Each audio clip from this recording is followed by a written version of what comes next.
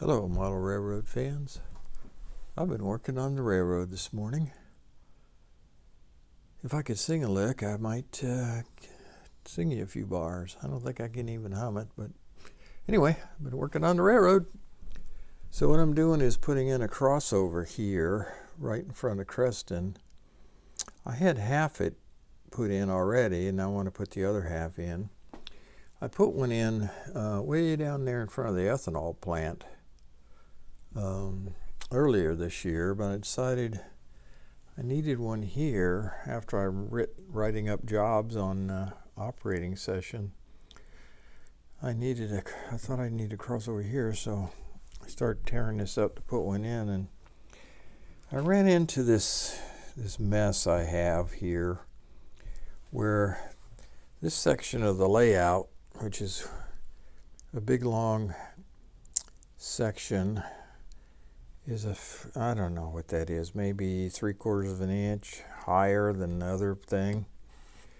I had to put that in by myself, and I had a heck of a time getting it lined up, and I thought, oh, close enough. Well, really wasn't when I came to putting in the track, but I thought, well, I'll just shim it and all that. So anyway, I'm having to re-shim it here to get rid of some weak spots when I put in this crossover. I have the crossover all cut and ready to go, and I'm just trying to support it. And I had to cut a hole in the side of my heel here to run the wires down through here because I don't have a drill bit long enough to go from the track height down through the plywood underneath. Excuse me. So here's all the tools I've been using. My multi-tool, my drill, of course. Got a nail punch. Everybody needs to use a nail punch on their model railroad to lay track nails, I think. Track cutter, screwdriver, magnifying glasses, file. Oh, my calipers. I love these things. What I do with these is I measure for the crossover distance. I got, different tools. Got a vacuum. I've got a hammer for my nail punch. I have to Dremel to cut the track out.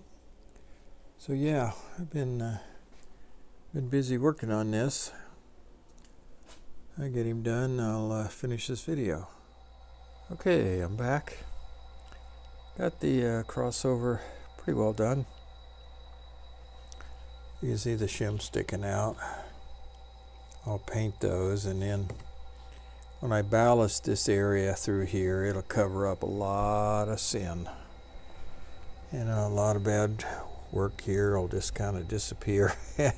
Bad work in terms of the cork laying and the shims and the gaps. It'll all disappear when I ballast. And I'm going to run a couple of trains across this thing and see how she does. We're going to get the derail guys, the container train, see if we can get him across here. So stay tuned for that.